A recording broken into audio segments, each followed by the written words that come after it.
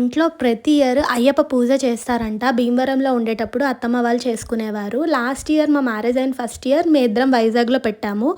మళ్ళీ ఇప్పుడు అందరం కలిసి వైజాగ్‌లోని అయ్యప్ప స్వామి పూజగైతే చేస్తున్నాము. నేను, పాప ముందు రోజే వైజాగ్ అయితే వచ్చేసాము.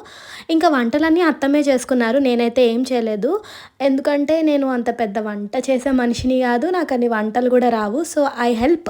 ఈసారి హెల్ప్ కూడా చేయలేదు. వై? బికాస్ పాప ఉండడం వల్ల హెల్ప్ చేయడానికి కూడా కుదరలేదు. ఇంకా మావయ్య వాళ్ళందరూ వచ్చేసి ఇంకా పూజనైతే సర్ది పెట్టేస్తున్నారనమాట. నాకైతే బేబీ డ్యూటీతోనే టైం సరిపోయింది. తన్ని చూసుకునేసరికి అయిపోయింది. క్లిప్స్ కూడా చాలా తక్కువ తీయగలిగాను. అన్నీ తీయలేకపోయాను. లాస్ట్ టైం కన్నా ఈసారి క్లిప్స్ అన్నీ చాలా తక్కువ తీశాను. అందుకే అంటారేమో బేబీ పుట్టిన తర్వాత కొంచెం బిజీ అవుతాము అని చెప్పేసి. మంచిగా జరిగింది పూజ.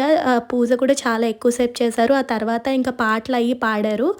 ఏదైనా ఒక డివోషనల్‌గా ఏదైనా ఇంట్లో జరిగేటప్పుడు ఆ వైబ్, ఆ పాజిటివిటీ చాలా బావుంటుంది. అండ్ ఆ సరౌండింగ్ ఏరియాస్ అంతా కూడా చాలా పాజిటివ్ ఎనర్జీ ఉంటుంది. నా వరకు అయితే ఈ పూజలు ఇలాంటి విషయాల్లో నేను చాలా యాక్టివ్‌గా పార్టిసిపేట్ చేస్తాను. అంటే చిన్నప్పటి నుంచి మా ఇంట్లో కూడా ఇట్లాంటి పూజలు ఎక్కువ జరిగేవన్నమాట. డ్యాడీ వాళ్ళు మాలేసుకోవడం, ఇంట్లో పూజలు చేయడం. అందువల్ల నాకు ఈ పాజిటివిటీ కొంచెం సో, ఇంకా ఇంట్లో అయ్యప్ప పూజ అనగానే నేను కూడా ఓకే చేసేద్దాం అని చెప్పి అనుకున్నాను. మంచి మంచిగా సాంగ్స్ అయితే పాడారిక్కడ. అయ్యప్ప అయ్యప్ప అయ్యప్ప దర్శనం అయ్యప్ప పింజప్ప అయ్యప్ప స్వామి స్వామి అయ్యప్ప అయ్యప్ప అల్లాహుడే బ్రహ్మచారుడే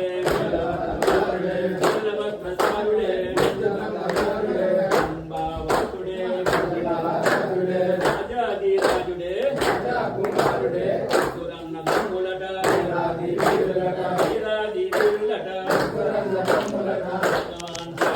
ఇంకా యాక్చువల్‌గా దేవుడికి వీడియో తీయడానికి కూడా టైం కుదరలేదు. వెంటనే వాళ్ళొచ్చి పూజ చేసేయడం ఇదంతా కుదరడం వల్ల చాలా చిన్న క్లిప్ తీశాను.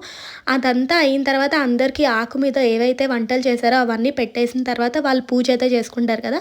అట్లా పూజ అయితే చేసేసుకొని ఆకు పూజను కంప్లీట్ చేశారు. తర్వాత తాంబూలం ఇచ్చి కంప్లీట్ చేసేసాము.